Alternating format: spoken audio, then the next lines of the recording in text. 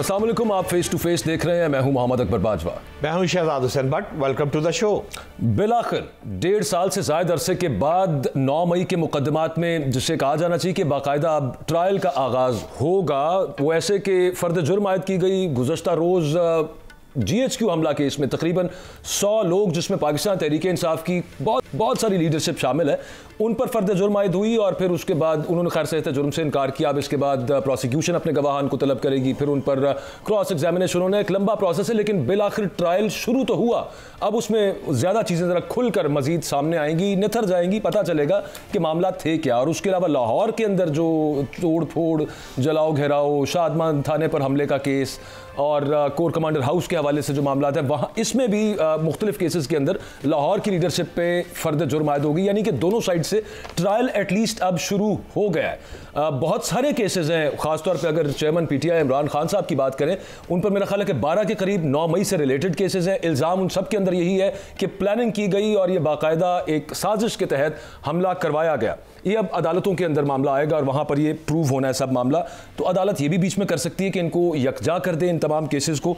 और फिर उसके अलावा एक चीज़ ये भी इंपॉर्टेंट उसमें रही कि जिन लोगों ने उनके खिलाफ फर्द जुर्म आयद नहीं हुई, जिन्होंने प्रेस कॉन्फ्रेंस करके पार्टी छोड़ने का ऐलान कर दिया था, इस कदर संगीन इल्ज़ाम 9 मई जैसा कभी वाक़या जिस पर पाकिस्तान का कोई भी शहरी खुश नहीं है, उसमें यह नहीं होना चाहिए कि सिर्फ एक प्रेस कॉन्फ्रेंस की बुनियाद पर उन लोगों को अब प्रोसिक्यूशन पेश ना करे और उन पर भी चार्जशीट ना लगाए, उनको भी इंडाइट ना करे। खैर, फैसल चौधरी साहब हमारे साथ मौजूद हैं, मारूफ वकील हैं, खान साहब को रिप्रेजेंट करते हैं, और अली गौहर बलोच साहब भी हमारे साथ हैं, पाकिस्तान मुस्लिम लीग नवाज से ताल्लुक़ है, सीनियर लीडर हैं। थैंक यू वेरी मच आप दोनों का, आपने वक्त दिया। फैसल चौधरी साहब, ये जो 9 मई के केसेस में बिलाखिर अब ट्रायल शुरू होने जा रहा है 1.5 साल से ज़्यादा अरसे के बाद, मेरे ख्याल में तो इट्स अ गुड थिंग कि चले मामला तब आगे तो कुछ बढ़े। नहीं, मामला आगे बढ़े, बिल्कुल मामला बढ़े, लेकिन कानून के और जो प्रोसीजर है ज़ाब्ते के मुताबिक ही बढ़ना है ना। ये जिस तरह से 9 मई के केसेस बनाए गए हैं, जिस तरह से जो मेन लोगों को पहले मुलजिम डिक्लेयर किया गया, फिर उनको छोड़ दिया गया क्योंकि उन्होंने पाकिस्तान तहरीक इंसाफ को खैराबाद कर दिया था। मुराद रास जैसे लोग हैं या अदलीब अब्बास हैं और इस तरह से बहुत सारे लोग हैं जिन्होंने, जो कि अदलीब अब्बास और खदीजा शाह की गाड़ी में जा रही थी, तो खदीजा शाह 8 महीने जेल में रही हैं और अदलीब अब्बास को पूछा नहीं गया। मुराद रास के बारे में IG पंजाब रिकॉर्ड पे हैं कि उनकी सबसे ज़्यादा कॉलें हैं और फिर उनको जो है इससे निकाला गया। तो ये पोलिटिसाइज हो गया है। 9 मई जो है उसको इक्लिप्स कर दिया है पिक एंड चूज ने, जो कि सियासी बुनियादों के ऊपर हुआ। और इसमें जो प्रोसिक्यूशन है, इन्वेस्टिगेशन की जो अथॉरिटीज़ हैं, यानी हुकूमत जो है, वो बिल्कुल अब एक रणनीति की बुनियाद के ऊपर सब लोगों को इसमें डाल लिया। इसमें तो एक एक शख्स को एक एक वक्त में 7-7 पर्चों में नॉमिनेट किया गया है। तो ऐसा छलावा आदमी जो है वो कैसे हो सकता है कि एक ही वक्त में मुल्तान, फैसलाबाद, लाहौर और पिंडी में आगें लगा रहे थे और दंगे कर रहे थे। तो जाहिर है कंटेंट से पता लगता है कि एक झूठ है जो कंकॉक्टेड है, जो कि घड़ा गया है और लोगों की आंखों में जो है धूल झोंकने की एक नाकाम कोशिश है। लोग जो हैं पुलिस ने केस खराब किया ना साहब। अब जब इन्वेस्टिगेशन भी हो चुकी है, चालान हो चुका है, अब फर्द जुर्म आयद हो चुकी है, तो प्रेसिडेंट्स मौजूद हैं। मुझे याद पड़ता है जस्टिस आसिफ सईद खोसा साहब का एक फैसला भी मौजूद है। अब इस स्टेज के ऊपर मुल्जिमान को जमानतें भी मिल सकती हैं। जी, जमानतें मिलनी चाहिए। देखें ना, 1.5 साल हो गया, वो मतलब झूठ की एक फैक्ट्री खुली हुई है जिसमें जो PTI छोड़ दे उसको आप जो मर्जी फायदा दे दें। पार्टी की हुकूमत के लिए, एक कुछ लोगों की हुकूमत के लिए हर जो इदारा है उसको जेर किया जा रहा है, हर इदारे को जेर नगूं किया जा रहा है और जेर तसल्लुत लाया जा रहा है। अदलिया को 26वीं आईनी तरमीम के बाद बिल्कुल रिडंडेंट हो गई है। मेरी नज़र में अदलिया का रोल बिल्कुल नहीं रह गया और जिस तरह से पुलिस या इंतज़ामिया जो है वो छोटे जो जजेस हैं या अदालतें हैं, उनका हुक्म तो वो मानते ही नहीं है। 26वीं आईनी तरमीम की आप बात करें, उस पर आगे डिटेल में भी बात करनी है। जस्टिस मंसूर अली शाह साहब ने जो चीफ जस्टिस ऑफ पाकिस्तान को खत लिखा कि आप इस सब मामले को देखें, इस पर फुल बेंच बनाएं। 26वीं आईनी तरमीम के मुतालिक। और फिर आज जवाद ख्वाजा साहब ने, जो कि साबिक सुप्रीम कोर्ट जज हैं, उन्होंने एक मुतफरक दरखास्त भी दायर की जिसमें मंसूर अली शाह साहब की इस लेटर का उन्होंने हवाला भी दिया और उन्होंने कहा कि पहले इस केस को निपटाया जाए। 26वीं आईनी तरमीम पर बहुत सारी दरखास्तें आ चुकी हैं, इस पर आगे चल के बात करते हैं। तो मेरा एक छोटा सा सवाल है, कथा कलामी की माजरत चाहता हूं, डायलॉग से ही पाकिस्तान आगे बढ़ सकता है, आप दुरुस्त फरमा रहे हैं, लेकिन हमारी जो अलीमा आपा हैं वो कहती हैं कि मैं बैरून मुल्क के अफराद को कहूंगी पैसे ना भेजें। एक तरफ लड़ाई मारकुटाई बढ़ रही है। सवाल ये आपसे पूछना चाहता हूं कि इस वक्त आप सीनियर आदमी हैं, पीटीआई को क्या करना चाहिए, हुकूमत को क्या करना चाहिए, सियासी डायलॉग कैसे आगे बढ़ सकता है, इस पर रहनुमाई फरमा दे। पीटीआई ने तो सर अपनी 5 रुकनी मुज़ाकराती कमेटी उमर अयूब साहब की सरबराही में बना दी है। उसका 2 निकाती एजेंडा है। हुकूमत को चाहिए कि वो उसके ऊपर अपना एजेंडा दे और अपनी मुज़ाकराती टीम का ऐलान करे और बातचीत शुरू करे। पीटीआई के ऊपर इल्ज़ाम लगता रहा कि वो मुज़ाकराती कमेटी वो मुज़ाकरात नहीं चाहते, तो मुज़ाकराती कमेटी की फॉर्मेशन के फ़ौरन बाद कल जब मुज़ाकराती कमेटी बना दी गई तो उन्हीं के सरबराह उमर अयूब साहब को अडयाला जेल में पेशी के बाद गिरफ्तार कर लिया गया झूठे मुकदमे में। जमानत उनके पास थी और सुबह उनको जज साहब ने रिलीज किया, उनको डिस्चार्ज कर दिया सारे पर्चों से। तो इस किस्म की जब बातें गैर संजीदा बातें हुकूमत की तरफ से होंगी तो फिर मुज़ाकरात का अमल है जो है वो कमजोर पड़ता है। तो आप नहीं समझते दोनों पार्टियां सख्त बयान दे रही हैं, अलीमा आपा के बयान को आप सेकंड करते हैं? फिर अलीमा आपा ने क्या कहा? सॉरी, अलीमा आपा कहती हैं कि बैरून मुल्क जितने भी अफराद हैं वो पैसे मत भेजेंगे, हम कॉल दे देंगे और ये हुकूमत डिसॉल्व हो जाएगी। नहीं, देखिए बात उससे पहले उन्होंने ये भी तो कहा है ना कि तो हुकूमत जो है उसको एक और अपॉर्चुनिटी है, उससे पहले इंडल्ज हो लाजमी है कि जो इस्लामाबाद में 26 और 27 की रात को किया गया, यानी मुजाहिरीन के साथ इंडल्ज ना हो कि उनके खिलाफ जो कोई एक रीजनेबल पहले पावर यूज करके मोटर कैनन या मामला शुरू करके रन का अच्छा चौर साहब और गुस्से का इज़हार। ये ब्रेक के बाद बात करते हैं, सिर्फ यस और नो में बता दीजिएगा ये मुज़ाकराती कमेटी जो आप 2 निकात की बात कर रहे हैं वो ये है कि एक 9 मई और दूसरा 26 नवंबर पर एक जेआईटी बने जिसको सुप्रीम कोर्ट के जज हेड करें, यही है ना 2 निकात? सर नहीं सर, एक नुकता यह है कि जुडिशल कमीशन जो है सीनियर मोस्ट जजेस सुप्रीम कोर्ट के ऊपर बनाया जाए, ठीक है, और वो 9 मई और 26 नवंबर की तहकीकात आजादाना शफाफ तहकीकात करें। दूसरा सियासी असरीरान को फौरी रिहा किया जाए। बिल्कुल ठीक। एक छोटी सी ब्रेक के बाद बात करेंगे। मुज़ाकराती कमेटी पाकिस्तान तहरीक इंसाफ ने बना दी, फिर दूसरी तरफ से ये मामला हुआ कि उमर अयूब जो उस कमेटी को हेड कर रहे हैं उनको गिरफ्तार कर लिया गया। But at the very same time हुकूमत ये कहती है कि पीटीआई नहीं साथ बैठती, लेकिन हुकूमत ने क्या किया है, ये पाकिस्तान की तारीख में दूसरी दफा हुआ है कि एक मुंतखब वजीर आजम के खिलाफ दफा 302 के तहत कत्ल का मुकदमा दर्ज किया गया। जी, इमरान खान साहब के खिलाफ कत्ल का मुकदमा। ये अगर हुकूमत का रवैया होगा तो आगे बातचीत कैसे होनी है, अली गौहर बलोच साहब से पूछते हैं ब्रेक के बाद। Stay with us.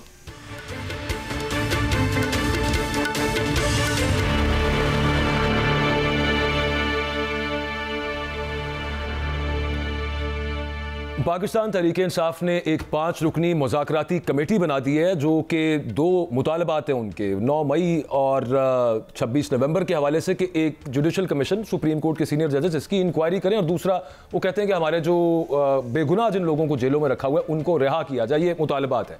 Ali Gauhar Bloch साहब हमारे साथ हैं, PMLN के सीनियर रहनुमा हैं। बहुत शुक्रिया अली गौहर बलोच साहब, आपने वक्त दिया। मुतालबात जो भी हैं, गुफ्तगू कम अज़ कम शुरू हो। एक मुज़ाकराती कमेटी तहरीक इंसाफ ने बना दी है, लेकिन at the very same time हुकूमत बड़ी दफ़ा डिफरेंट वज़रा आप लोग कहते रहे कि पाकिस्तान तहरीक इंसाफ संजीदा नहीं है। राना सनाउल्लाह साहब ने भी पिछले दिनों कहा कि बार बार ऑफर करवाते हैं लेकिन पाकिस्तान तहरीक इंसाफ बैठने को तैयार नहीं। और दूसरी तरफ एक मुल्क के साबिक मुंतखब वज़ीर आज़म पर कत्ल की दफात के तहत पर्चा भी हुकूमत ने दर्ज करवा दिया। तो ऐसे मामलात में, ऐसे माहौल में मुज़ाकरात कैसे होंगे, आगे कैसे बढ़ा जाएगा? सर बिस्मिल्लाहिर्रहमानिर्रहीम। देखें, मुज़ाकराती टीम अगर पीटीआई ने बनाई है तो बिल्कुल ठीक बात है, और राना सनाउल्लाह साहब ने और दीगर लोगों की भी राय यही है कि मामलात जो हैं वो मुल्क के अंदर दहशतगर्दी करने से हल नहीं होंगे। मामलात मुल्क की तनसीबात को और मुल्क को नुकसान पहुंचाने से भी हल नहीं होंगे। मामलात जो हैं वो IMF को पाकिस्तान के मुखालिफ खतूत लिखने से भी हल नहीं होंगे। मामलात तो टेबल पर बैठकर हल होंगे। और आपको याद होगा कि इन्होंने एक पार्लिमानी कमेटी जो कि 26वीं तरमीम के दौरान जो कि असम्बली के अंदर बैठी रही और वहां पर अपनी राय भी देते रहे। मौलाना फजलुर रहमान साहब के साथ ये लोग मुज़ाकरात करते रहे, एंड पे जाकर वीटो कर गए कि बानी नहीं मान रहे। हालांकि उस 26वीं तरमीम के अंदर मौलाना साहब की वसातत से इन्होंने अपने मुतालबात भी मनवाए, अपनी तजावीज़ भी रखी।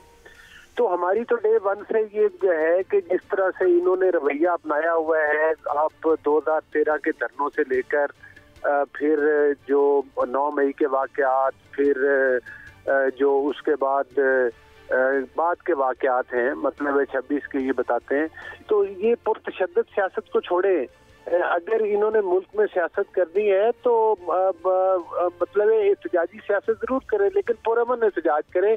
ये असलहा लेकर कभी मुल्क के कैपिटल के ऊपर हमला हो जाना। अब आगे बढ़ते हैं ना, आगे बढ़ना चाहिए। और फिर ये कि आप हुकूमत है, हुकूमत हमेशा एक स्टेप आगे आती है और ज्यादा एक सीना कुशादा रखती है। अब वहां पे मामला जो मैंने आपसे सवाल अर्ज किया कि अगर कत्ल का पर्चा डायरेक्ट हो जाए, जुल्फ़िकार अली भुट्टो साहब के बाद सिर्फ दूसरा वज़ीर आज़म जिस पर डायरेक्ट कत्ल का मुकदमा, वो कत्ल बेसबब भी हो सकता था, वहां पर दफा डिफरेंट भी हो सकती थी। तो इस तरह के माहौल में गुफ्तगू कैसे आगे बढ़ेगी? और फिर आप हुकूमत है, कंसिडरिंग दैट इसका जवाब दीजिए। देखें, बात ये नहीं है, मुकदमात ये हैं। आप बाकी पॉलिटिकल पार्टीज देखें, नवाज शरीफ साहब देखें, पीपल्स पार्टी देखें, कौन सी ऐसी पार्टी है जिन्होंने पॉलिटिकली स्ट्रगल नहीं की? कौन सी ऐसी पार्टी है जिनकी हुकूमतें जो हैं वो नहीं गिराएगी? PMLN की हुकूमतें तीन बार गिराएगी। नवाज शरीफ साहब को झूठे मुकदमात के अंदर जेलों में बंद रखा गया। तो आज मतलब है कि आप इस टाइम के अंदर आप कैसे कह सकते हैं कि एक बंदा मुल्क के अंदर दहशतगर्दी में मुलव्वस है, उस दहशतगर्दी का मास्टर माइंड है, तो फिर आप कहें कि मुकदमा हो गया? मुकदमा हो जाना तो कोई उसमें सजा तो नहीं होगी ना। मुकदमा है, उसका अदालत में जाएगा चालान, और अगर बेगुनाह है तो बेगुनाह हो जाएंगे, गुनहगार है तो गुनहगार होंगे। मुकदमात बनने का मकसद ये थोड़ा ही है कि आपने किसी को कत्ल के केस में चालान कर दिया या इंतहाई काबिल एहतराम अली गौहर बलोच साहब, आप दुरुस्त फरमा रहे हैं। जितना भी आपने फरमाया बाहर खत नहीं लिखे जाने चाहिए, सारी बातें ठीक है, और बात आप ये कह रहे हैं कि मामला टेबल पर होने चाहिए। अब दूसरी साइड पर पूछना आपसे सवाल ये करना चाहता हूं कि बानी PTI ने हुकूमत को खबरदार किया है कि मुतालबात पूरे न हुए तो सिविल नाफरमानी की तहरीक जो है वो हो जाएगी। अलीमा आपा ने कह दिया है कि बाहर से जो रकूम आती है वो सारी बंद हो जाएंगी, जो बाहर से हमारे अफराद अपने पाकिस्तानियों को बेचते हैं।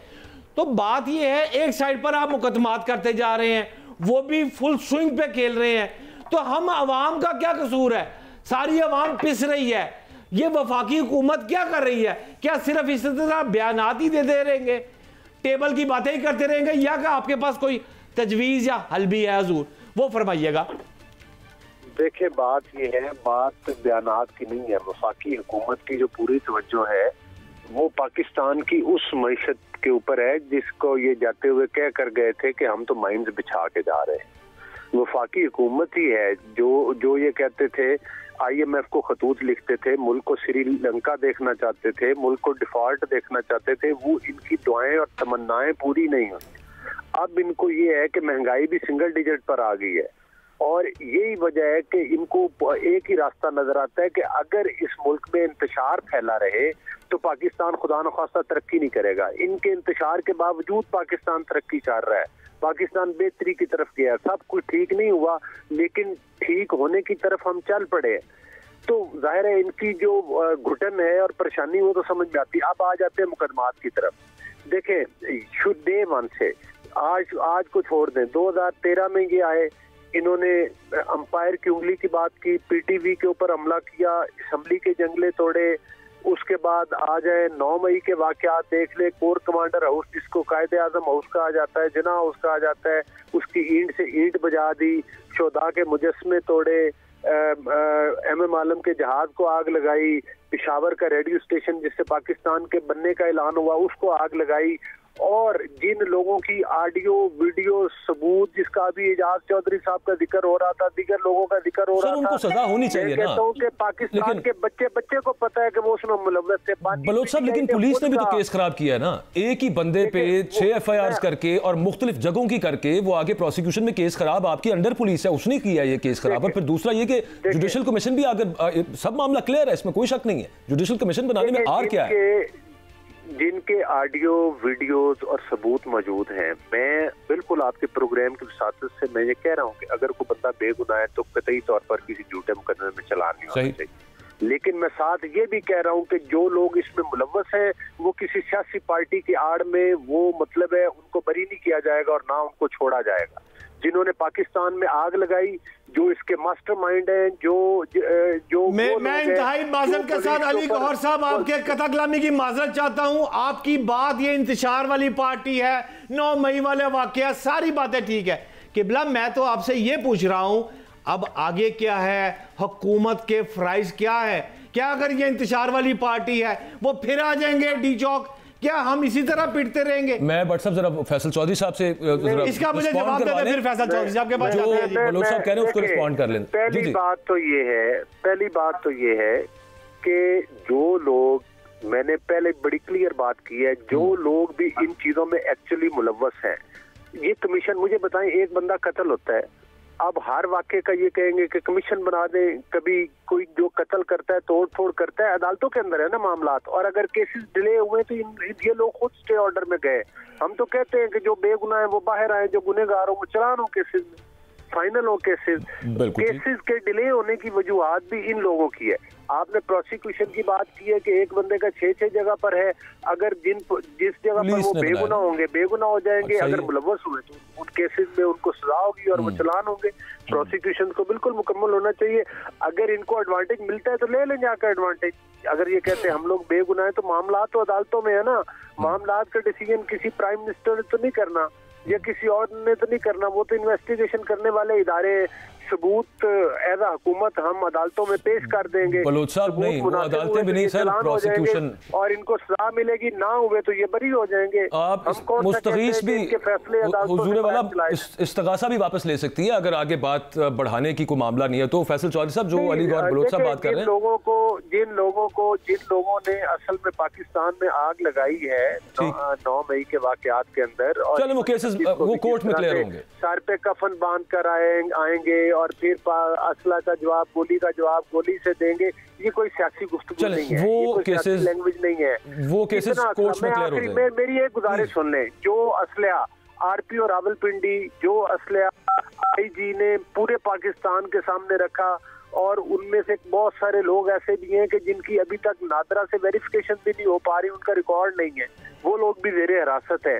तो आप कितनी बार पाकिस्तान पर यलगार करेंगे और कितनी दफा आप इस्लामाबाद को तोड़ना चाहेंगे? वो सर मैं वही तो अर्ज कर रहा हूँ, जिस हद तक कानून और आईन इजाजत देते हैं उसको उस दायरे में रहते हुए हुकूमत वो अदालतों के अंदर अब उसके अदालतों में उसके फैसले होंगे और होने चाहिए, और जल्द अज जल्द होने चाहिए। जिसने भी गलत किया उसको सजा मिलनी चाहिए, वरना इंसाफ मिलना चाहिए। फैसल चौधरी साहब, जो अली गौहर बलोच साहब बात कर रहे हैं, ओवरऑल हुकूमत की जो आप कह लें, लैंग्वेज कह लें, लहजा कह लें, उससे यही नजर आता है। अब जैसे बलोच साहब भी कह रहे हैं कि इकोनॉमी बेहतर हो रही है, अभी आगे और मजीद बेहतर हो जाएगी, और फिर ये सारी बातें आपने सुनी है, वो नजर नहीं आता कि आप दोनों कम अज कम आपस में कहीं बैठ के कोई आगे बात को बढ़ाएंगे।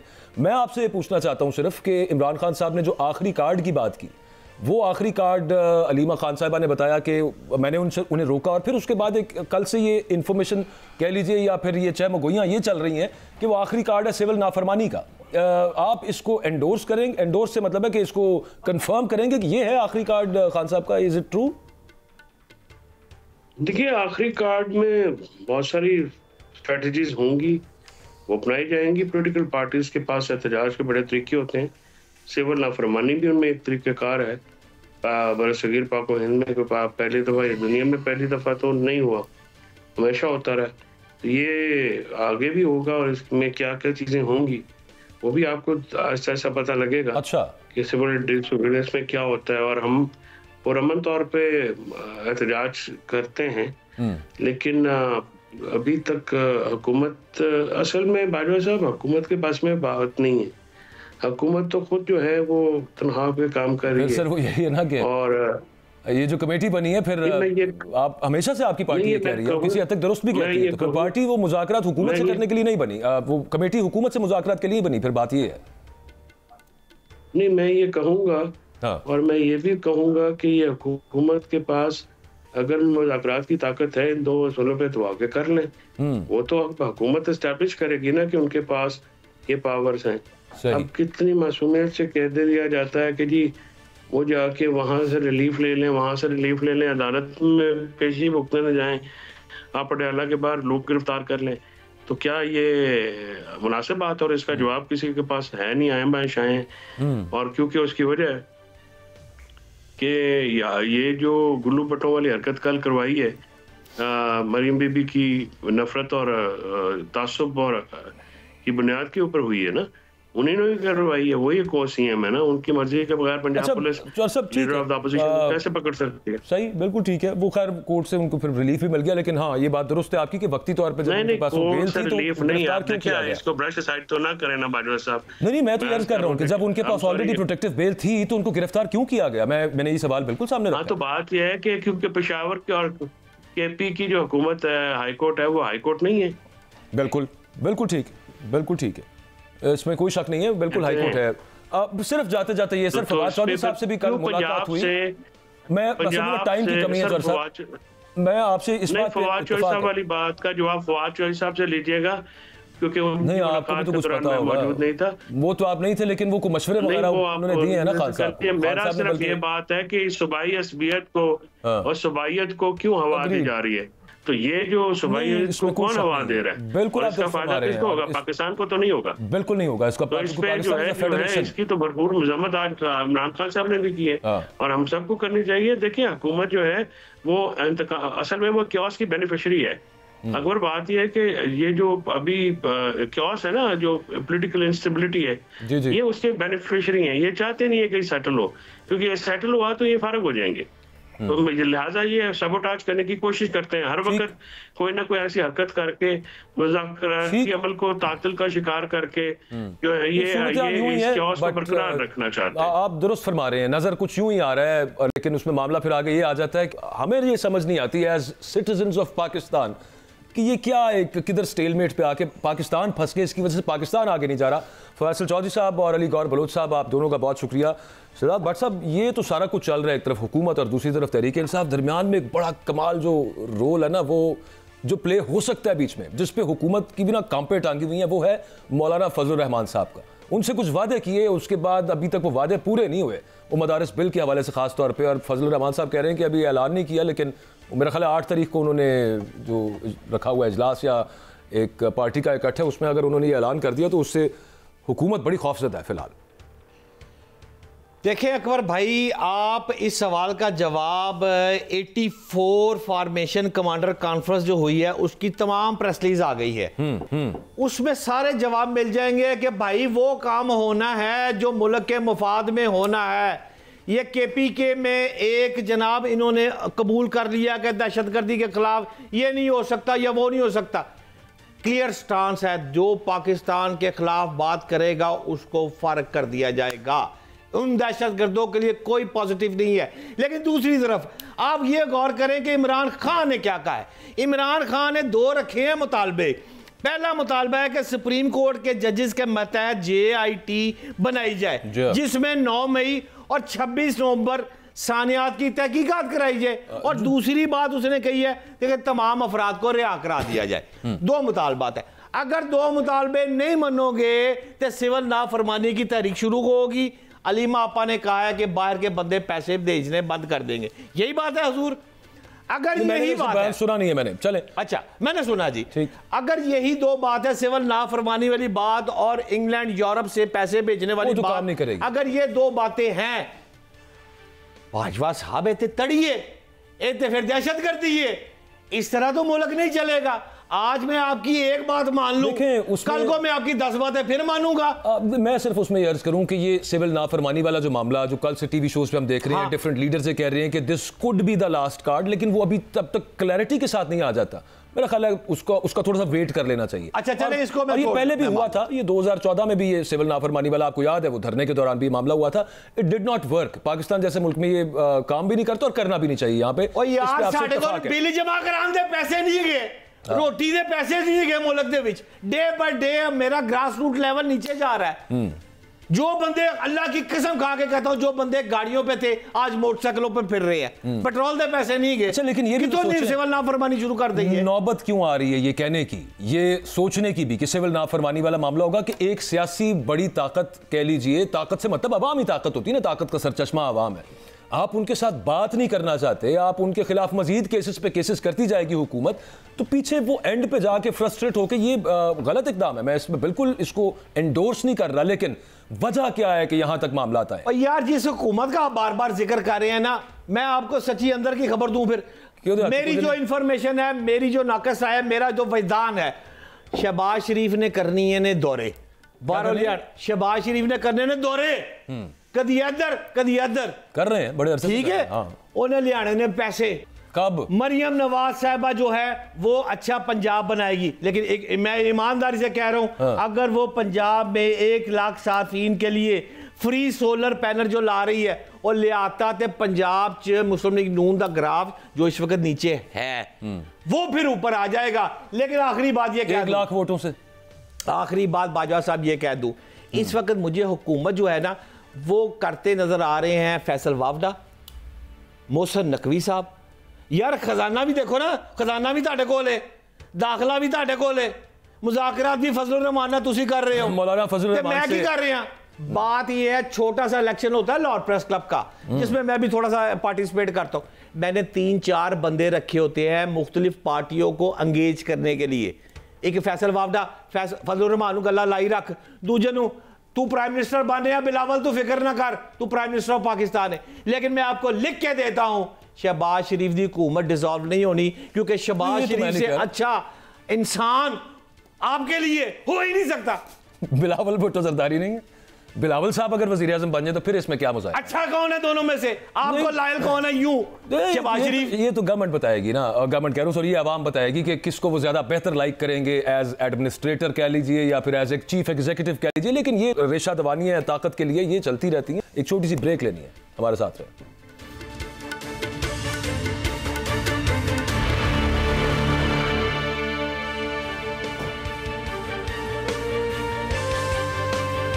वेलकम बैक जी। चैंपियंस ट्रॉफी के हवाले से एक स्टेलमेट चल रहा था। अब वो मामला ये कि पाकिस्तान ने इनकार किया और बड़ा अच्छा किया, वेरी जिसको कहना चाहिए बड़ा गैरतमंदाना डिसीजन लिया पाकिस्तान ने कि नहीं, ये नहीं हो सकता कि अगर इंडिया यहाँ पे नहीं आ रहा तो फिर हम न्यूट्रल वेन्यू पर जाकर खेलने। हाइब्रिड मॉडल, उस पर बात पाकिस्तान ने कहा कि हम नहीं कर रहे। फिर एक वो पार्टनरशिप मॉडल आया कि ठीक है आप यहाँ नहीं आते तो फिर अगले 3 साल जो आईसीसी के इवेंट्स इंडिया में है, हम भी इंडिया जाके मैच नहीं खेला करेंगे, वो किसी न्यूट्रल वेन्यू पर हुआ करेंगे। नॉनदलेस इस पर मुतजाद किस्म की इतलात भारतीय मीडिया ये कह रहा है कि बीसीसीआई ने तो रिजेक्ट कर दिया है पीसीबी का ये फार्मूला या ये जो उन्होंने सोल्यूशन दिया था। एजाज वसीम बाकरी साहब हमारे साथ मौजूद हैं, सीनियर स्पोर्ट्स जर्नलिस्ट हैं, उनसे क्लैरिटी ले लेते हैं सब मामले के ऊपर। थैंक यू वेरी मच बाकरी साहब आपके वक्त का, जरा को क्लैरिटी दीजिएगा। इंडियन मीडिया देख के मैं कंफ्यूज हो रहा हूं। हम तो यहाँ पे रात से खबरें देख चुके हैं कि मान लिया गया पाकिस्तान का जो सोल्यूशन था आईसीसी चैंपियंस ट्रॉफी के हवाले से। देखिए अब इंडियन मीडिया ने अपनी फेस सेविंग तो करनी है ना Akbar, sorry, thank you so much आपका मौका देने का। देखिए इंडियन मीडिया ने अपनी फेस सेविंग तो करनी है, वो तो इस बात का शोर मचा रहे थे कि पाकिस्तान के अंदर सिक्योरिटी मसला है, हम इसलिए पाकिस्तान नहीं आ रहे हैं। इंडिया में कोई सिक्योरिटी मसला नहीं है तो पाकिस्तान क्यों एतराज कर रहा है? बट पाकिस्तान बराबरी की बुनियाद के ऊपर फैसला करना चाह रहा था। मैं आपको ना सीक्वेंस समझा देता हूँ। देखिए अकबर, आज से 2 हफ्ते पहले पाकिस्तान को ये क्लियर हो गया था कि ये हमारा शरारती पड़ोसी अपने मुल्क की टीम को पाकिस्तान चैंपियंस ट्रॉफी पे नहीं भेज रहा। ये बात पाकिस्तान को क्लियर हो चुकी थी। उसके बाद फिर पाकिस्तान के पास 2 ऑप्शन रहते थे।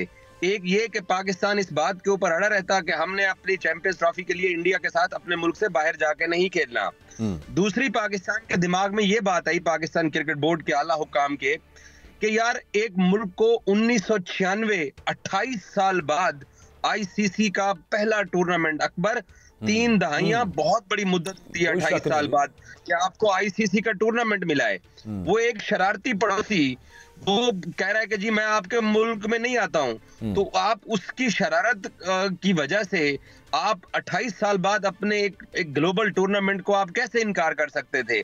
तो पाकिस्तान क्रिकेट बोर्ड ने बहुत दानिशमंदी के साथ, देखें जज्बाती अगर होके हम कहते हैं, मैं भी उन लोगों में शामिल हूं जो ये कहते थे यार इंडिया अगर लाहौर नहीं आता तो इंडिया को जनाब पाकिस्तान चैंपियंस ट्रॉफी छोड़ दे, लेकिन 28 साल बाद आप एक गंदे पड़ोसी की वजह से, मतलब मैं आपको एक सादा से अल्फाज में आपके देखने वालों को समझाता हूं कि हमारे गांव में एक मेला लगता है 30 साल बाद, ठीक है, 8-10 और गांव वाले आ रहे हैं, एक शरारती कहता है कि नहीं मैं नहीं आ रहा, तो मैं क्या अपना मेला उठा के बाहर शिफ्ट करता तो उसको मैं वहीं पे खिला दूं वो जहां चाह रहा है। तो पाकिस्तान ने यही किया है कि अपना टूर्नामेंट पाकिस्तान ने खराब नहीं किया है। अब जो डील हुई है वो deal Indian media face saving के लिए इनकार कर रहा है। गुज़श्ता रात पाकिस्तान क्रिकेट बोर्ड के आला ऑफिशियल्स ने इस बात की, मैंने खुद बतौर रिपोर्टर चेक किया, तस्दीक हुई है कि 3 साल की डील पाकिस्तान क्रिकेट बोर्ड ने जो ऑफर की थी उसको इंडिया ने मान लिया है। अब उस डील के अंदर 2-3 बड़ी अहम चीजें हैं। पहली चीज ये कि 2026 के T20 वर्ल्ड कप में पाकिस्तान इंडिया जाके ना इंडिया पाकिस्तान गेम खेलेगा ना अपने राउंड मैचेस खेलेगा, पाकिस्तान सेकंड वेन्यू जो है श्रीलंका वहां पे पाकिस्तान खेलेगा। और जो डील नंबर जो दूसरी शिक जो अप्रूव हुई है वो ये है, पाकिस्तान ने इनको कहा कि तुम लोग चैंपियंस ट्रॉफी दुबई में हम आपको खिला रहे हैं, अगर आप लोग फाइनल खेलते हो तो हमारा इवेंट है, हम होस्ट कंट्री हैं, तो हमारा फाइनल ना खराब करो, तो लाहौर आ जाओ 16 घंटे के लिए फाइनल के लिए आ जाओ। इंडिया नहीं माना। तो अब ये चीज तय हुई है कि अगर इंडिया सेमीफाइनल से बाहर होता है और फाइनल से बाहर होता है तो टूर्नामेंट का फाइनल लाहौर आ जाएगा। यही मॉडल 2026 के T20 वर्ल्ड कप में लगेगा कि अगर पाकिस्तान फाइनल में पहुंचता है तो अकबर ये जो सबसे तकलीफ दे इंडियंस के लिए इस वक्त जो चीज है, मैं क्योंकि उनको सुन रहा हूँ, अगर होस्ट इंडिया भी फाइनल में होगा तो उसको पाकिस्तान के साथ श्रीलंका आकर फाइनल खेलना पड़ेगा। सही। तो फ्लोटिंग फाइनल की डील डन हुई, 3 साल हाइब्रिड टू हाइब्रिड की डील डन हुई, पाकिस्तान को कंपनसेट किया जाएगा। पाकिस्तान के जो 5 मैचों की गेट मनी है ये दुबई अथॉरिटीज जो है यूएई क्रिकेट बोर्ड वो पाकिस्तान को मिलेगी, और एक 3 मुल्क की टूर्नामेंट की भी इंडिया पाकिस्तान की दुबई के लोग जो है वो चाह रहे हैं बीच में, क्योंकि पाकिस्तान पुल आउट करके वापस आ रहा था, बट बाद में रॉयल फैमिलीज राय ये बताते हैं कि बीच में पड़ी है। तो अगर ये दोनों मुल्क अगर 3 मुल्क के टूर्नामेंट पे भी अगर राजी हो जाते हैं दुबई के अंदर, तो फिर इंडिया पाकिस्तान के क्रिकेट ताल्लुकात नॉर्मल होने के हम इम्कानात कह सकते हैं। अदरवाइज वो हमारे पास नहीं आ रहे, हम उनके पास नहीं जा रहे, वो रिटर्न एग्रीमेंट नहीं कर रहे थे, अब वो रिटर्न एग्रीमेंट पे मान गए हैं। काबिल एहतराम एजाज वसीम बाकरी साहब, क्या 3 साल तक पाकिस्तान और भारत एक दूसरे के मुल्क में नहीं खेलेंगे? यहां तक तो हम आपकी बात से एग्री हो गए। मैं आपसे ये पूछना चाहता हूं, क्या ये भारत और पाकिस्तान की बजाय क्रिकेट के खेल की हार नहीं है? क्या ये क्रिकेट को शिकस्त नहीं हुई? और भारतीय मीडिया जो है इस हवाले से इस वक्त किस गुफ्तगू कर रहा है? क्या मोदी सरकार के इशारों पर ही ये सारी क्रिकेट चलती है? सच क्या है? आप बहुत करीब हैं। देखें भट्ट साहब, पिछले 3 से 4 दिन के अंदर जब पाकिस्तान ने इनको बोला कि आप हमें 3 साल की गारंटी देंगे, अगले 3 साल का मुआहदा करेंगे तो हम आपके साथ कोई बात करेंगे। कल भी आईसीसी की मीटिंग से पहले जब ये आईसीसी हेडक्वार्टर्स के अंदर तमाम लोग मौजूद थे, जय शाह जो कि अमित शाह के बेटे हैं वो कल आईसीसी के चेयरमैन बने और उनका ग्रुप फोटो हुआ। मोहसिन नकवी आईसीसी हेडक्वार्टर की बिल्डिंग में थे, ग्रुप फोटो से उन्होंने अवॉइड किया। वो चीज उनको बहुत जोर की लगी कि ये तो अदम एतमाद कर रहे हैं हमारे ऊपर कि वो ग्रुप फोटो में खड़े नहीं हो रहे हैं। दूसरा, पाकिस्तान क्रिकेट बोर्ड के जराये ये बताते हैं, और ये बात सच है, ये ऐसा नहीं है कि मैं पाकिस्तानी हूं तो मैं ये बात कर रहा हूं। कल पाकिस्तान क्रिकेट बोर्ड के सरबराह ने 2 टोक अंदाज में अभी जूम की मीटिंग शुरू होने से पहले धमकी दी कि अगर आप हमारे किसी भी मुतालबे को नहीं मानोगे तो मैं वापस पाकिस्तान उतर के हुकूमत पाकिस्तान से ये ऐलान करा दूंगा कि हम इंडिया के साथ न्यूट्रल वेन्यू, एक दूसरे तो दूर की बात है, मैं न्यूट्रल वेन्यू की गेम का भी बैकआउट का ऐलान कर दूंगा। तो वो धमकी, क्योंकि इंडिया पाकिस्तान गेम शहजाद भट्ट साहब सोने की चिड़िया है, ये हमारे इतने सगे नहीं है कि ये मान गए हैं। इनको इंडिया पाकिस्तान गेम चाहिए बस। ये आईसीसी भी उसी से खाता है, बीसीसीआई भी उसी से खाता है, स्टार स्पोर्ट्स ब्रॉडकास्टर्स भी और स्पॉन्सर्स भी। उसी एक इंडिया पाकिस्तान गेम की सोने की चिड़िया है, जिसका पाकिस्तान को बहुत देर बाद जाकर एहसास हुआ, तभी ये डील किसी हद तक एक बैलेंस डील हुई है। बैलेंस डील है, इसको जीत हार नहीं कह सकते हैं। बिल्कुल ठीक है। अच्छा, एक चीज इसमें ना जो जहन में आती है वो आपने अपना उसमें तज्जिया देना है, और वो ये है बाकी साहब के अगले 3 साल की हम बात कर रहे हैं। उन 3 सालों के अंदर हमने पाकिस्तान में ही देखा है, इधर से सियासत का कोई पता नहीं चलता, इधर से ये हुकूमत आ गई, वो डिसीजन हो गया, चेयरमैन पीसीबी उसी के साथ जुड़ा होता है कि ये चेयरमैन पीसीबी, अब अगली हुकूमत आ जाएगी, हुकूमत चेंज ना भी हो, किसी का मूड चेंज हो जाए। तो आप इसमें क्या समझते हैं कि मतलब अगले 3 सालों के बाद अगर भारत, ब्रॉडकास्टर्स, आईसीसी मिलके ये प्रेशर डालें उस वक्त, जो अब वो मान गए हैं कि चले ठीक है अभी हम नहीं आ रहे, कल को वो कहें नहीं आपको आना पड़ेगा, और यहाँ पे कोई चेयरमैन पीसीबी तब्दील हो, मतलब कुछ चेंज हो जाए अगर तब्दीली, विच इज़ पॉसिबल, इसको नामुमकिनात में से तो नहीं कहा जा सकता, और वो अगला जो है वो एक और डिसीजन ले ले, तो ये जो कॉन्टीन्यूटी ऑफ क्या कहना चाहिए इसको, ये जो डिसीजन हमने लिया है, ये जो हमने उसूल जो हमने तय कर लिया यहाँ पे, इसकी कंटिन्यूटी कैसे इंश्योर की जाए बाकरी साहब? अकबर, ये डेडलॉक इसी बुनियाद के ऊपर जो आपने सवाल किया, यही बुनियादी एक चीज थी जिसके ऊपर ये डेडलॉक बरकरार रहा। नजम सेठी साहब जब पिछले साल पीसीबी के चेयरमैन थे, उन्होंने हाइब्रिड मॉडल पर अपना एशिया कप उठा के श्रीलंका में करा दिया। जका अशरफ आया, उसने ना आओ देखा ना ताओ, उसने टीम को जहाज पे बिठा के भारत भिजवा दिया, और भारत और आईसीसी से जबानी गारंटी ले ली कि ये देखें मैं अपनी टीम को इंडिया भिजवा रहा हूँ, गुजरात के अहमदाबाद शहर के अंदर भी मैच खिलवा रहा हूँ, तो आप चैंपियंस ट्रॉफी पे टीम भेजना। तो उन्होंने कहा हाँ हम देख लेंगे। अब जो ये जो डेडलॉक बरकरार हुआ, और आईसीसी अपने किसी भी टूर्नामेंट का जो शेड्यूल होता है वो 100 डेज काउंटडाउन के दिन ऐलान करता है। आज 74 दिन रह गए चैंपियंस ट्रॉफी में, ये जो 26 दिन ऊपर गुजरे हैं, ये सिर्फ उस रिटर्न गारंटी की बुनियाद के ऊपर। कल अब ये रिटर्न हो गया, कल मैं ये क्लैरिटी दे दूं, वही कल रिटर्न एग्रीमेंट होके आईसीसी इवेंट होस्टिंग की जो टर्म्स एंड कंडीशंस हैं उसके अंदर ये शिक ऐड करेगा, तभी पाकिस्तान कल चैंपियंस ट्रॉफी की होस्टिंग का ऐलान करेगा। अदरवाइज पाकिस्तान के हाथ कल भी खड़े हो सकते हैं, क्योंकि ये रिटर्न गारंटी ही की वजह से सारा कुछ डिले हुआ है। मतलब आपका मतलब है कल 7 दिसंबर को तहरीरी मुआहदा जो मांगते थे वजीर दाखिला मोहसिन नकवी साहब, वो उनके हाथ में होगा, एम आई राइट? अब तहरीरी मुआहदे की पाकिस्तान को शायद ना मिले, बट टर्म्स एंड कंडीशन के अंदर ये बात आ जाएगी कि इंडिया पाकिस्तान नहीं आ रहा, जवाब में पाकिस्तान इंडिया नहीं जा रहा, दोनों हाइब्रिड पे खेलेंगे।